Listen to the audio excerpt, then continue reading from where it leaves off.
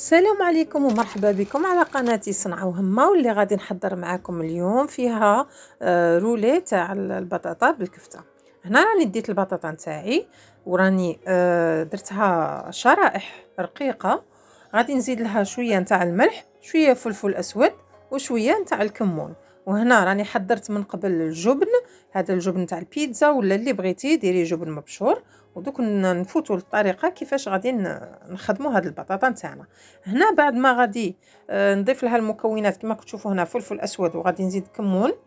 غادي نخلطها مليح هاد البطاطا باش المكونات باش العطريات تدخل فيها كاع مع بعض.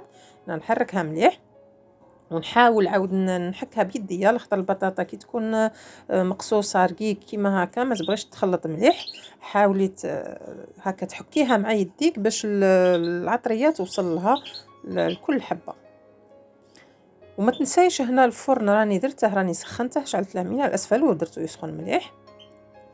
هنا في هذه المرحله غادي نجيب الصينيه تاع الفرن، وغادي نجيب ورق الطهي وندير هذيك الفرomage رابي نديره من فوق الورق تاع الطهي. وهنا غادي نجيب البطاطا نتاعي ونبدا نستف فيها حبه عند اختها. تبعوا معايا، هنايا غادي ندير حبه ونزيد فوقها اختها ونزيد فوقها اخرى، يعني خص وحده تكون راكبه على اخرى كيما راكم تشوفوا حتى كملت الصنيوه نتاعي. ونعاود نزيد لها الفرomage الرابي من الفوق. هنا غادي ندخلها للفرن، نخليها حتى نحس البطاطا نتاعي طابت شويه، واحد مده هكا ربع ساعه حتى 20 دقيقه على حسب البطاطا والفرن.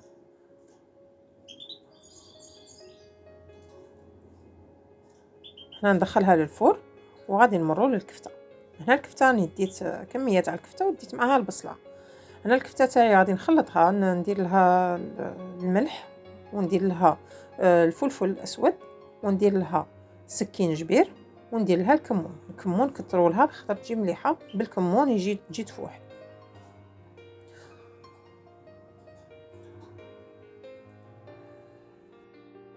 هذه الوصفه الحق بنينه بزاف، من اللي عرفتها واعتمدتها زعما الحق كلشي العائله نتاعي تعجبهم هذه الوصفه، دائما يدومونديوني نعاود نديرها لهم. هنايا زدت الثوم تقدري تزيدي قطع، ولا ما كاش عندك قطع ديري بودره. بالنسبه للمعدنوس، هنايا الاخوات كاين اللي قالوا لي من كي رانا نقطعوه ما يتقطعناش مليح في هذا بالخدمي. كاين طريقه واحده اخرى تقدروا تستعملوا المقص كيما هكا يجيكم اسهل. هنايا غادي نخلطوا مع بعض هاد الكفته نتاعنا مع المكونات نتاعها ونفوتوا للمقله، نديروا فيها شويه زيت ونقصوا فيها نقطعوا فيها البصل ماذا بكم تقطعوه ما طرابوش. هنايا غادي نخلي هاد البصل نتاعي يتقلى شويه ونعاود نزيد عليه الكفته. كي نزيد عليه الكفته نخليها هي تاني تتقلى معنا مليح وتطيب معنا.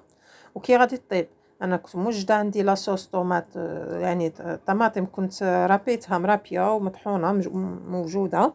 كي طيب معايا الكفته كيما هكا نزيد لها كميه تاع الطماطم. هنا عينك هي ميزانك تاني، باش الكفته نتاعنا تجي مشمخه هكا، تجي في لاصوص تجي مشمخه تجي شابه. نواصل حتى هذيك الطماطم نتاعنا تبدا تطيب معنا شويه وما نخليوهاش نشف، ماذا بينا تقعد فيها شويه الماء نتاعها. نواصل التحريك. ومن بعد البطاطا نتاعنا هنا اللي راها في الفرن راهي تكون دروك وجدت، نمشي نخرجها من الفرن ونزيد عليها هذا الخليط هذا تاع الكفته. وتبعوا معايا الطريقه. البطاطا تاعي ها هي الفرماج كلشي داب عليها، راهي داخلها الطياب، راهي مليحه، يعني توركي عليها بصبعك تلقيها طايبه. وهنا غادي نزيد عليها الكفته هذه اللي طيبتها ونحاول نطاليها على كامل الوجه نتاع البطاطا نتاعنا.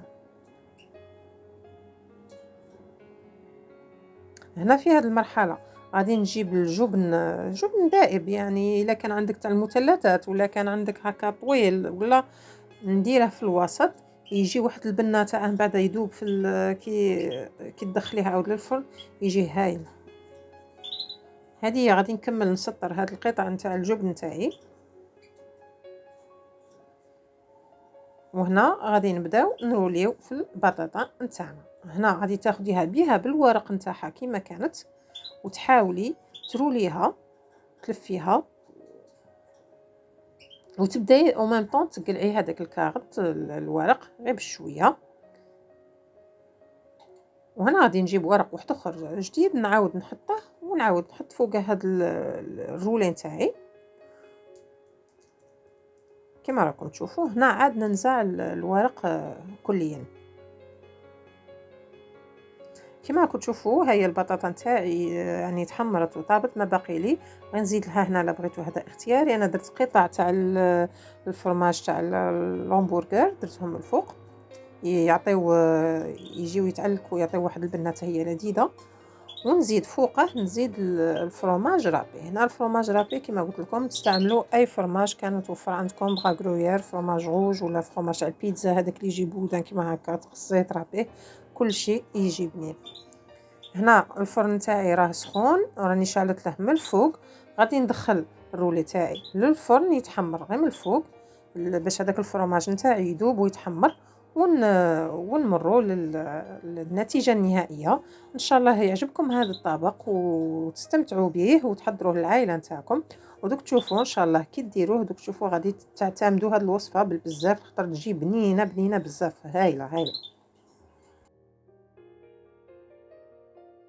ما بقى لي غير نقول لكم بصحتكم وبالصحة والراحة جربوه. وما تنساوش الاشتراك في القناة والبارطاج واللايك باش الفيديو يعم الجميع.